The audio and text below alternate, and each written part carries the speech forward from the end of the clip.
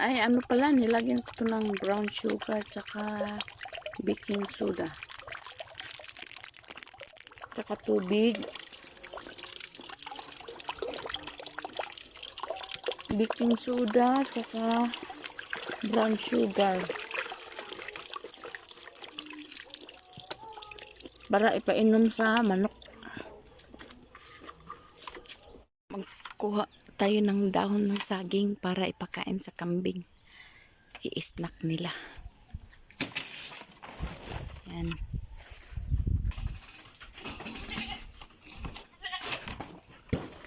Yan.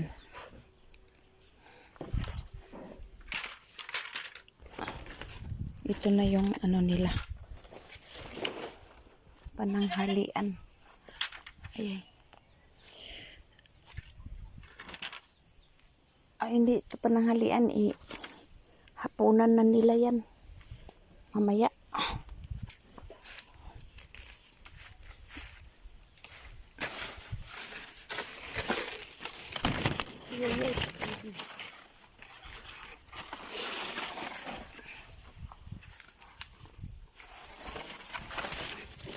Ay, nako.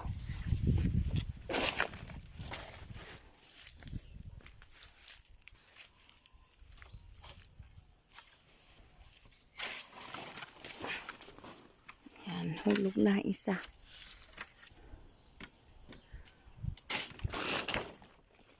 Dalawa. Tapos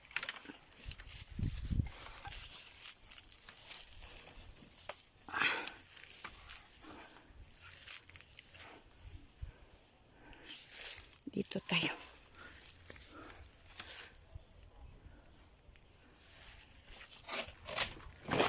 Yan. Mayroon na akong para pagkain nila mamaya.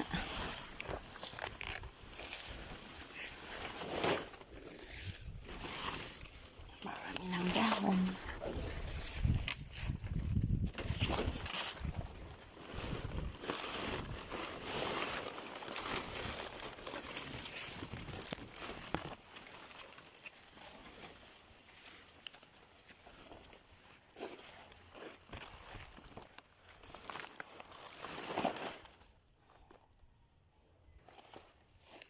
Isali ko lang itong ano.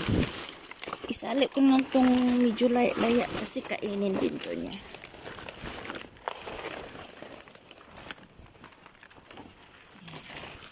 May panghapunan na siya para mamayang hapon.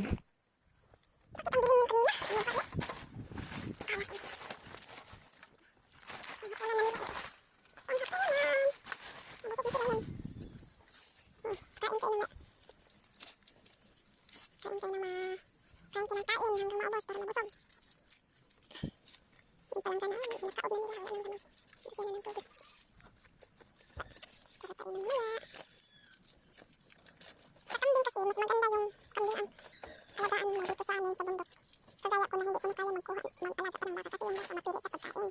Kailangan may malaki kang area natin na ng pagkain nila tulad ng napir. Tapos malaking area na may mga maraming damoy dito sa amin. Maliit lang kasi itong area ko.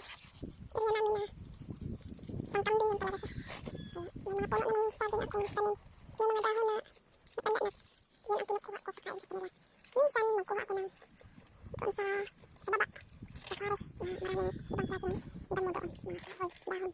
Hindi sila mapili kasi sa pagkain. Itong kambing. Yung baka mapili yan. Yung kambing namin, kakainin ito ng katawan ng saging. Kakainin sila. Kaubusan na kasi ito ng molasses nila. Hindi na ako magagawa ng pagkain ng katawan. Hindi na ako bigay ng pagkain sa kambing ng katawan ng saging. Yung puno ng saging. Dahon na naman. Kumakain sila. Marinig niyo naman nila. Masarap pakinggan ng pagkumain sila. Ang kapatid dito na anak na isa wala pa. Bukaris naman sana siya. Lalaki.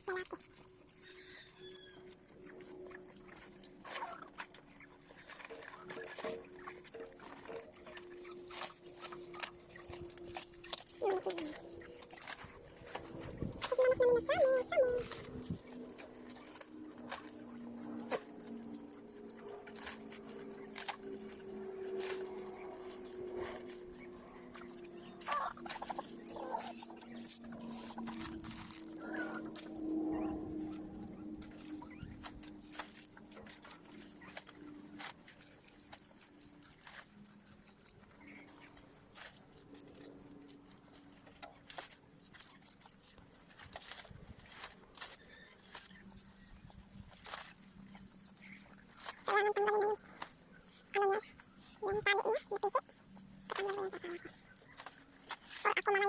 Gagamitin ko lang yan. I-cutter. Tapos mahanda ko ng ibang peke. Ibang tali para. Kasi hindi siya sanay hindi siya sanay na hipuin. Ayaw niya magpahipo yung itong lalaki na kambing. Yung maitim, malambing yun. Malambing siya. Pero itong puti, ay nako. Ayaw magpahawak sa akin. Payapit pa yun ko siya dati. Pagbili namin, 1.5 lang. Tapos, ang payat. Ang ilbiin. Ngayon, malaki na siya. Tapos ng purga, pinainom ng vitamins. Yan. Okay na siya.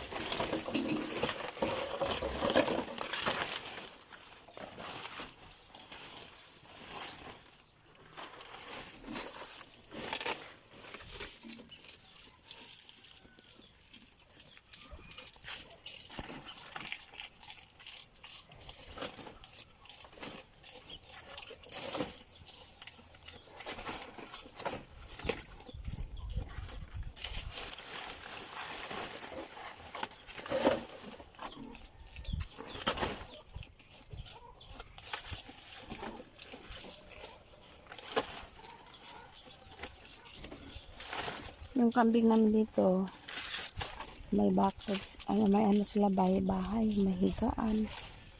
Para iwas sa kagat ng insekto. Tapos laging linisan pag marami ng dumi sa ilalim. Linisan, tsaka yung dumi nila, nilalagay ko lang dito sa sako. Ayan sako. Yung dumi nila. Tapos, abono na yan sa puno ng saging, puno ng niyog, puno ng mga, yung gulay. Oh, yan ang ginaabono ko. Yung iba na abono ko na. Hala, dito pala siya ng itlog.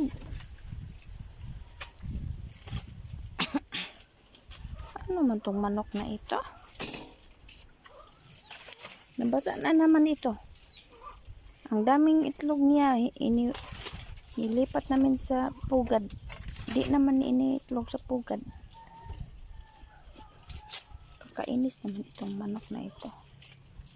Parang naman sila para pa itlogan. Gustong gusto nila dito sa labas. Lagyan ko na lang ito ng payong. Diyan lang pala ng itlog. Lagyan ko na lang ng payong. Yung payong, ilalagay ko lang dito. Itong payong na ito. Ilagay ko Diyan, para hindi mabasa. Ay, naku, tumanap na ito. Ilipat ko yung itlog niya. Marami siyang itlog dito. Nilalagay ko nga dito para ilipat sa asawa ko. Kasi mabasa sa ulan. Iba kasi ito sila pag ano eh.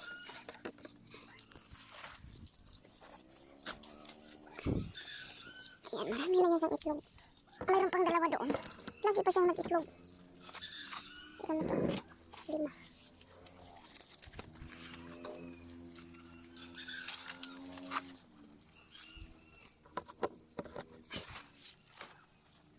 Tulo din pala dito. Naulanan. Ay, nako. Labaog na yan. Ewan ko lang, hindi na ito na. Maging nagbaho na. Yung iba. Kainis na ito. Ay, naku, marami na siyang itlog dito.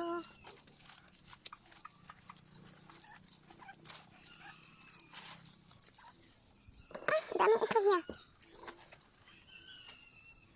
Nagbaho na yung iba. Kailan ka ito niya 2, 4, 6, 8, 10.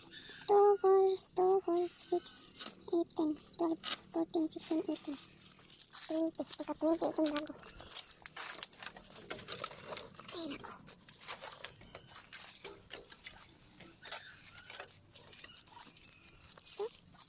Dito siya nag-itlog. Basa na naman. Ay, nako.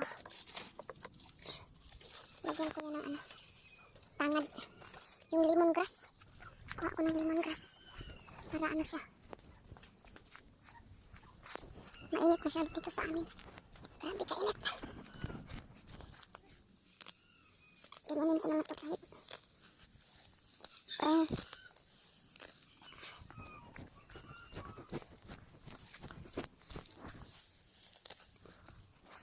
Itong lemongrass. Bunutin ko na lang kasi magtanim ko ulit.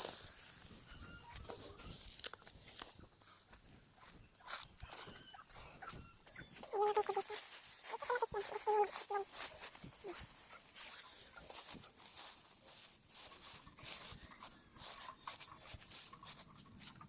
Dagdagan ko pa yun. Ay nako, sobrang init dito. Dagdagan ko pa. Kuha na naman ako ulit. Dapat yung laya kasi lang. Ano siya eh. Dagdagan ko. Excuse me. Ang hirap naman itong manok na ito. Kailangan siya na. Sandali ha. Talian ko lang to. Tatalian ko lang to payong para hindi siya mapatpad sa hangin. O, ganyan lang. Hanap ako ng tali.